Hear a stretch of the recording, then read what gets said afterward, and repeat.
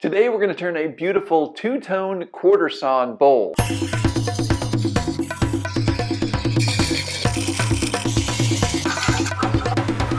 Hi, I'm Kent and welcome to Turn a Wood Bowl. Today we're going to turn a quarter-sawn bowl. Now this is hickory and this is a piece of quarter-sawn hickory. Quarter-sawn basically means that it's a section coming off 90 degrees from the center of the log. So this was a much larger log and this was the area around the pith. The pith was sitting over here. This is a quarter-sawn section. Now I've got several other videos about quarter-sawn bowls and you're going to want to check those out. There are a couple big benefits with turning quarter-sawn wood. Here you can see the really cool graphic lines of the grain of this particular bowl. Now this is honey locust, and honey locust has really well-defined grain lines. And when you have a piece of quarter-sawn wood, this really accents and is showcased in a bowl like this. Now today, with this piece of hickory, what's going to happen in here is we have some heartwood, which is really dark on the inside portion of this log, and then we have lighter sapwood. And those two color contrasts are going to be in the same bowl. So we're going to get this really cool two-toned bowl look without applying any stains, dyes, paints, or anything like that. It's just naturally in the tree. That's what makes it so great.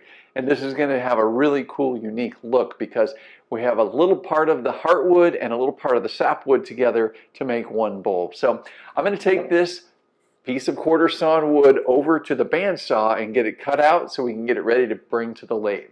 Okay, so this piece of wood has a little bit of a crack going down where the pith area was. Hopefully that's not getting too deep into the piece. So what I'd like to do with these, this has been sitting around for a couple months. What I'll do, and there's some light cracks on the end of it, so I'm going to cut off a small thin section of the end just to see how deep those cracks might be going. And they're not that far in there, which is good. So we've got plenty of material to cut. So I'm going to use my circle template. And I use this as a go-by. Now I'm not going to be cutting right up next to that guide. I'm going to be cutting away from it a little bit, maybe about a ½ inch or 10 to 12 millimeters. And I'm just kind of using the template as a guide to eyeball the circle or the shape of this cylinder. Just want to take your time and rotate the piece around. If you notice, I'm keeping the awl, which is holding that circle in place, at about a 90-degree angle to the blade, and I'm simply rotating the piece around that axis. And I'm maintaining that extra space around the template. So you want to take your time here and let the blade do the work. Okay, so we have our template, or we have our blank cut out. It looks pretty good. You can see the heartwood there, the dark heartwood and the sapwood. And we're ready to get this over to the lathe. Okay, so I'm going to hold this in place with a drive spur that just sits into the Morris taper connection to the headstock.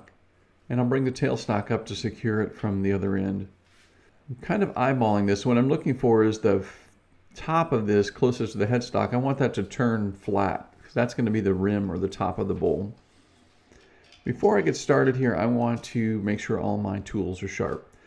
Sharp tools, sharp bowl gouges are essential for good quality turnings, obviously, and that's really where you want to start. I actually have a course all about tool sharpening, and if you're just getting started with bowl turning, you really want to get this nailed down because you need to sharpen your tool frequently. And when you have properly sharpened and shaped tools, it makes it so much easier to turn. I actually have had people, quite a few people, that have asked me, I've bought a bowl gouge a while back, and where do I need to take it to be sharpened? And I know that might seem funny to some of you, but it's if you don't know, you don't know. And I guess there's places that could sharpen it, but you really need to sharpen yourself. Turning like this, what I'm doing right now with this little bowl, I will sharpen my tools probably about 5 or 6 times before I'm done with this bowl. So you have to be able to sharpen your own tools, and you need to know all about it. So check out my course on tool sharpening. I think you'll find some great value there. Okay, so the blank is pretty cylindrical. I want to clean this up a bit. I'm going to do a face cut here, just a light face cut to bring this into a nice smooth surface. This is my 5/8 inch bowl gouge. This is the bowl gouge that I use for roughing medium to small pieces like this. Just trying to level out this surface. I'm not really trying to remove too much material. I just want to make it nice and level. And that's going to work. And then I'm going to clean up the ends here as well. If you have the ability to move your controls for your lathe to one side of the lathe or the other, this is a great thing to do, is to keep that where it's within reach. Just doing a very simple light cut here. What's neat about this shot of this video is you can see how there's only a small portion of the bowl gouge that's being used. And it's the right side, and it's the side that's being pointed in towards the direction of the cut. Still have some material there that needs to be leveled out.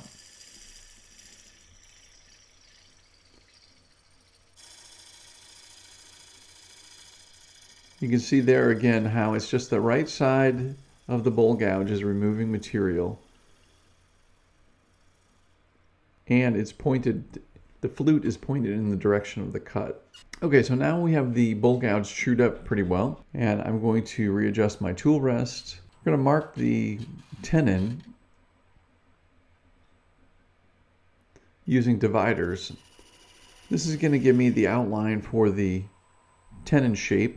Now I'm going to be using my 1/2 inch bowl gouge. The 1/2 inch bowl gouge is my workhorse. This is the one that I use a lot for shaping and doing finishing cuts on a bowl. I didn't quite have the tool rest where I wanted. Look at that grain there. Isn't that beautiful? Hickory is an absolutely gorgeous wood to turn. Some people say it's really similar to pecan. I find pecan is also wonderful, but it's pretty different actually. The hickory is just a fantastic species to turn. So I'm shaping the tenon and I'm shaping the shoulder at the same time. And this is going to define the base of the bowl. So you want to take your time and just make very nice light level cuts there for the tenon and the shoulder. With that established, I'm going to move back to my 5/8 inch gouge. Now this gouge is designed to remove material a little bit quicker than the 1/2 inch bowl gouge because it's a little bit larger. So it takes a little bit larger bite. And that's why I use it to quickly remove material. What I'm doing is I'm curving the base of the exterior of the bowl to match the base of the bowl up to the rim and create that curve. Now, another question I get pretty frequently is, how do I deal with the inside corner of the bowl? Well, you're seeing exactly how to deal with the inside corner of the bowl right now. I'm shaping a fluid flowing curve for the exterior of the bowl. I know it sounds like I'm being a little sarcastic here, but this is exactly how you make the inside of the bowl easy to deal with. It's by shaping the exterior of the bowl in a nice fluid curve instead of an angled side and a bottom. Our tools are really not designed to go down the inside of a bowl and hit a corner that's close to 90 degrees on the inside bottom and then level off and go across the bottom of the bowl. Instead, the bowl gouge follows curves very nicely when you're riding the bevel. I've got a video all about riding the bevel. If you want to check that out, I'll put a link up here for you.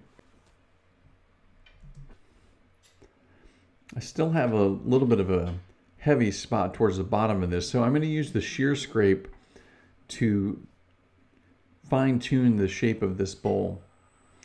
So the answer to the question is, how do I deal with the inside corner of the bowl?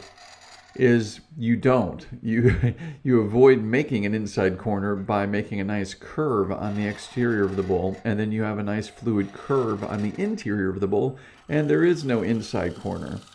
I'm using a scrape and a shear scrape here, and I've switched over to my 5/8 inch bowl gouge. Now the reason for that is, when you're doing the shear scrape, to get the best support for the tool, you have the tool rest at a 90-degree angle to it, and that requires extending the bowl gouge out over the tool rest. With my 1/2-inch bowl gouge, it's a little bit lighter, and it will vibrate, and it will create chatter, and that'll create marks on the bowl. So what I do is simply step up to my 5/8-inch bowl gouge, which is a little bit beefier, and it doesn't vibrate as much in this situation. So take my time here and make some really delicate shear scrapes to finalize the exterior curve of the bowl.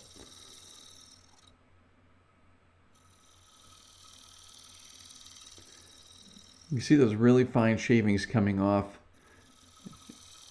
And that's what you want. You're basically just removing small amounts of material at a time. You're not making any aggressive cuts here. We're just delicately refining that. And while I'm here, I'm going to define the top rim of this bowl too. The wood is a little bit off center or a little bit wobbly there. I just want to make sure that I'm looking at the rim and cleaning that edge up and checking it. It looks pretty good there. Okay, so the exterior is looking pretty good. I'm going to now put the angle on the dovetail tenon by using my detail spindle gouge to get in there and cut an angle. The reason I didn't do that earlier is I didn't want to have this centered up, and if for some reason the bowl moved on the lathe, there would be a chance that that tenon wasn't trued up to this axis at this point. If the bowl had moved around, it might not be perfectly centered. Here, if I do this last, I know that it's on the same axis that I just finished up, and it should be very centered. That being said, though, even though when we turn a bowl around like this, rarely is it turning 100% completely centered on that same exact axis. It's almost impossible to do. I mean, wood is an organic material. It's not super precise. So there's going to be some variation here. So we want to get it as true as possible, but it's not going to be perfectly true. Now, because I'm going to turn this bowl relatively thin, I do want the outside of the bowl and the inside of the bowl to have the similar axis right now. So what I'm doing here is I'm using a scrape and a shear scrape to fine-tune the exterior of the bowl again. And I brought the tailstock up for support. What I'm doing is I'm making sure that the exterior of the bowl is turning true with the axis of the headstock right now and the axis of the tenon after I flipped it over. Now, again, it was only off a touch, but if I make the walls of the bowl really thin and the outside of the bowl is rotating at a different axis than the interior of the bowl, then you should be able to see thick and thin areas in the walls of the bowl. So by truing up the outside of this bowl like I just did and making sure it's turning on the current axis, when I go to clean out the interior, it's also turning on the same exact axis, so the wall thickness should be even throughout. I hope that makes sense. So with the tailstock up here and giving me some added support, I'm going to remove some of this bulk material just to get it out of the way. And this is my 5/8-inch bowl gouge. This is a 55-degree bevel swept back bowl gouge. In case you haven't seen any of my other videos, this is my favorite bowl gouge to use because it's very versatile for a variety of reasons. But I have two versions that I typically turn with. I turn with the 1/2-inch and the 5/8-inch. 5/8-inch, a little bit larger, does really good work roughing out, removing material, and the 1/2-inch is a great all-purpose tool, but also a great tool for finishing cuts. Okay, so I'm going to start removing some material along the sidewall, and then I'm going to define the wall thickness. This is a technique that I like to do. Not many people do this. A lot of people like to clear a bowl from the center out. The reason I do this is because I also like to make live edge bowls where the bark is up near the top and the top rim is not even. In order to do a live edge bowl, you really need to start with the wall thickness first. So I found that by determining the wall thickness like I'm doing right here, it's much easier to maintain consistency down that wall by addressing the issue first. I'm a strong believer in, if you have a list of things to do, do the most difficult thing first and just get it done. And in this case, this is the most difficult thing to do, is to maintain that wall thickness. So you want to stop frequently and check. Now what I'm doing is I'm establishing a wall thickness, which is up towards the top rim. And then as I work down the inside of the bowl, I'm matching that same wall thickness as I go down. But before I get to that wall thickness, the area that I'm working next, such as this area right here, should be thicker. And what I want to do is I really want to make sure I sneak up on that wall thickness. And I blend in the previous area that has already been established and match the thickness to the new area right here. So I'm making aggressive clearing cuts first, or roughing cuts, and then I slow down and make more delicate light cuts as I get closer to the wall thickness. What I don't want to do is I don't want to overcut and then make an area thinner than the area above it. And I just like to take my time and do this. The other thing that working from the outside in helps is you have the center mass inside the bowl, and it prevents the walls from flexing a tremendous amount as you work down. Now, once that mass is removed, like I'm removing it now, the rim has the ability to flex very easily, and I will not return to the rim and cut anymore. So this is somewhat once and done. I'm not going to go up to the top rim and try to make any more cuts because there's too much flexing going on there, and I could easily blow apart the bowl by doing that. Instead, I'm just working each area and then merging it into just to the previous area. With basic bowls like this, you will have the skills to do a live edge bowl. It's essentially the same technique. You're just going to have the wings of the live edge bowl going by, so you're going to have air gaps between the cuts. You're going to cut a wing, and then you're going to have an air gap, and then you're going to cut a wing. That's the only difference between doing a regular bowl like this and doing a live edge bowl. But by learning to go down the inside wall, that makes it so much easier when you're turning. I've found it to be easier, and it's my preference. You can start from the center out and work out to the outer wall thickness and then establish that wall thickness. I just seem to like this method. Okay, so I'm going to bring my tool rest in here to add some support. But before I do that, I'm going to go ahead and sharpen. I've sharpened several times during this turning. One of the most important times to sharpen is right before you're making the last final finishing cuts. You want to make sure you have a good sharp edge and you're getting good clean cuts. If you do that, you're going to have to do a lot less sanding once you're done turning the bowl. There's no reason to use a scraper or have to sand excessively to smooth out material.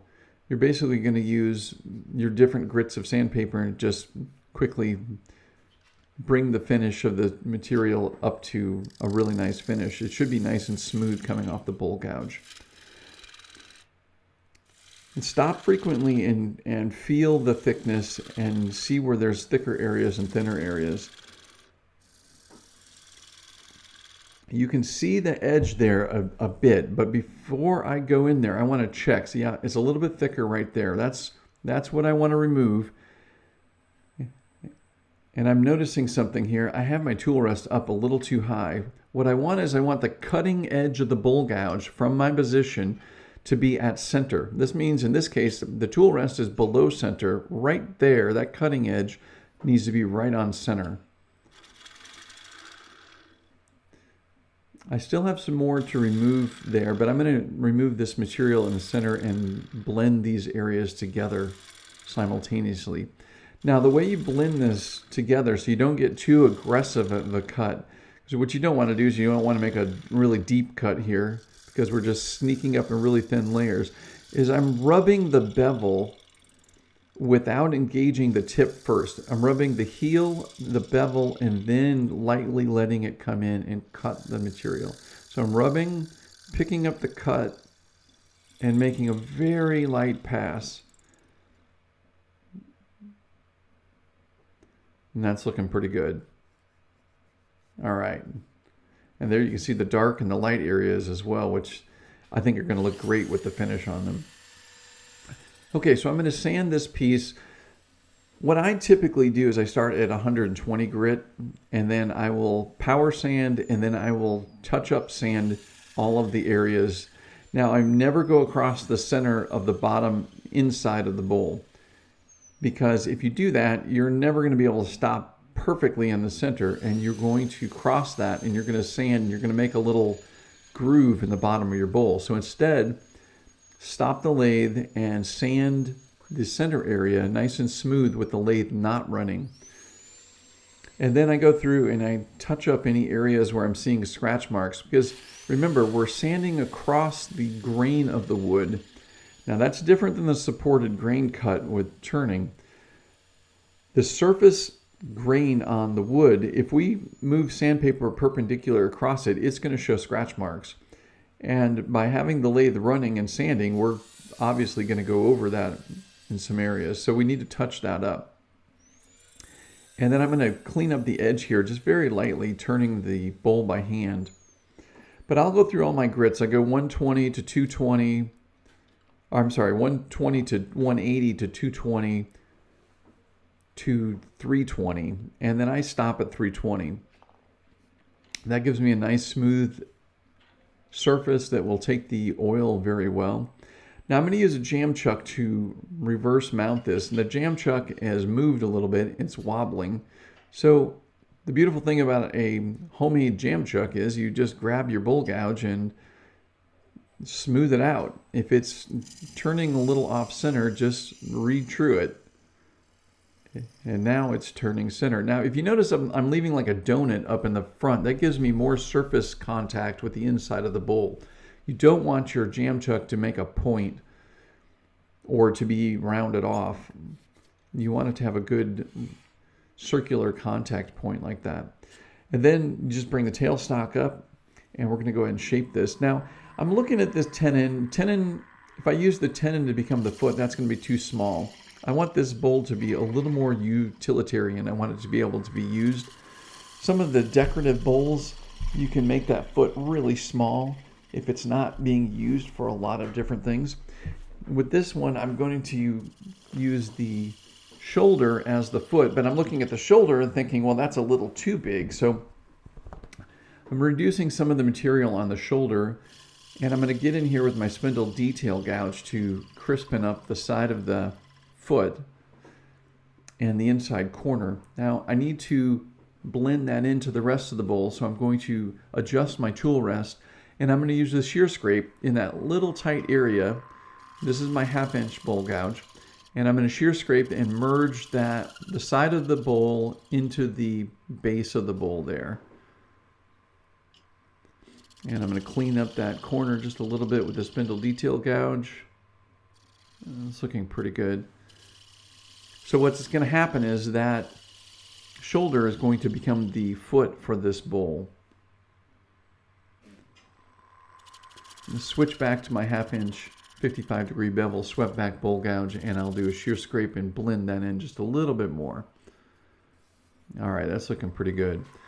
Okay, so now with the 1/2 inch bowl gouge, I'm going to start removing the tenon and cleaning up the foot area. Now this bowl is not very thick,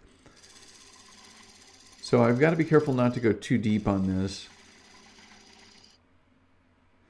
So I'm going to true up the edge of the foot, the bottom of the foot. That will be the contact area to the table. And then I'm going to scoop down into this, because what I don't want is I don't want this to have a flat bottom. Flat bottom is going to cause problems because this wood will probably shift. This wood is not fresh green wood, but it's also not completely dried. So I'm expecting this to change shape just a little bit. This is a once turning, which means we've turned it once and it will continue to dry and distort just a bit. But because it's quarter sawn wood, it will essentially just pull in from the sides a little bit. It shouldn't curve and warp and buckle too much. So I'm using my spindle detail gouge just to continue the inside curve of the bottom of this foot. And then I'm going to apply pressure and turn the lathe off and cut that nub off. And there's the bowl. So I'll sand off that little nub area and clean that up.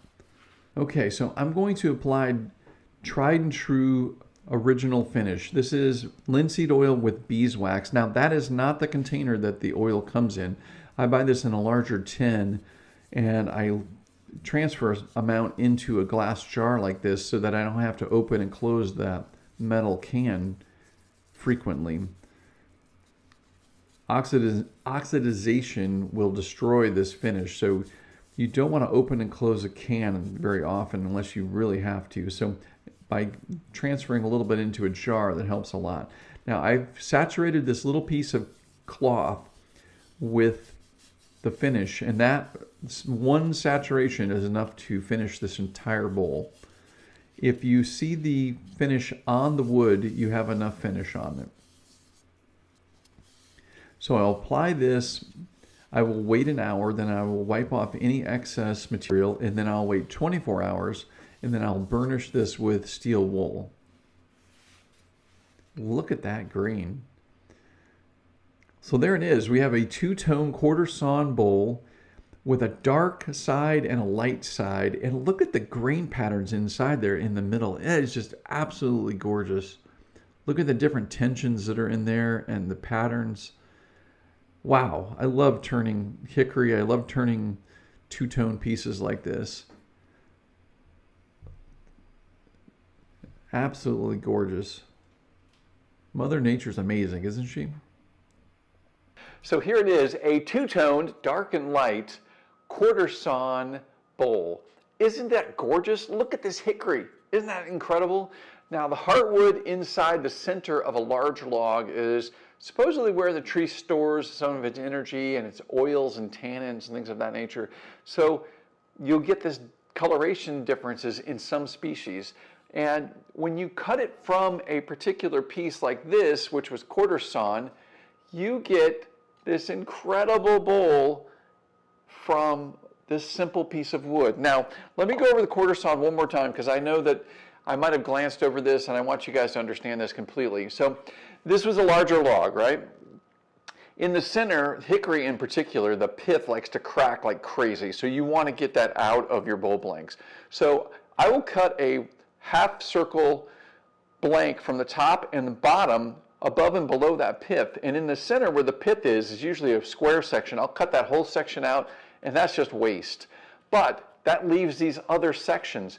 And so if we think about the rings of the tree as they go around in a large log like this, what's happening is all of those rings are almost lined up parallel in a slice like this. And this is coming off the center 90 degrees from the center. And it could be anywhere in the log. You could take a log and just cut it into quarter sawn sections if you want. You could cut a section here, a section on the other side of the pith, a section up and down, and you can even cut sections that are at a 45-degree orientation to these, but they're actually 90 degrees from the center, if that makes sense. You can get a bunch of quarter sawn sections from one log. Now, this usually only works with larger logs. If you have a smaller log, the inside portion of that is going to have a really tight curved ring as opposed to these more linear parallel rings. I hope that makes sense. Now, as you've seen here, with this particular bowl, we are using this technique with the quarter sawn. It's giving us that beautiful dark heart area and some sapwood. So we have this really cool contrasting color. Now, hickory, the grain lines are not super visible, but heart and sapwood is very visible. If you have a particular tree species like this, which is honey locust, that has very defined grain lines, and you cut it from a quarter sawn piece of wood, this would have been the slab here. So the pith would have been on one side or the other, and the grain lines are going like this, and this is a large log. So as the grains come around, they kind of line up and they become parallel, and you get this really cool graphic appearance from a very simple, easy to produce bowl just by using quarter sawn wood. So that's what you can do. You can either really accent grain lines or feature heart and sapwood with quarter sawn wood. I love quarter sawn wood. I love hickory. Basically, any of the fruit or nut trees are just absolutely amazing to turn. And I really hope you guys get a chance to check out this quarter sawn two-tone turning in one of your turnings coming up. Do me a favor, leave me a comment below. Let me know if you've turned any quarter sawn wood and if you've turned any quarter sawn wood with heart and sapwood in it like this piece. And if you haven't already, do me a huge favor and click that like button. Yeah, it helps this video, helps the channel, helps everything out. And I really thank you for clicking that like button. And if you're not already subscribing, please subscribe. If you're interested in turning bowls of any sort, whether you're just starting or you've been turning for a while or anywhere in between, check out my website, turnawoodbowl.com. There you're going to find everything you need to know about turning wood bowls. It's really that simple. All right, guys, as always, thank you so much for watching. And until next time, happy turning.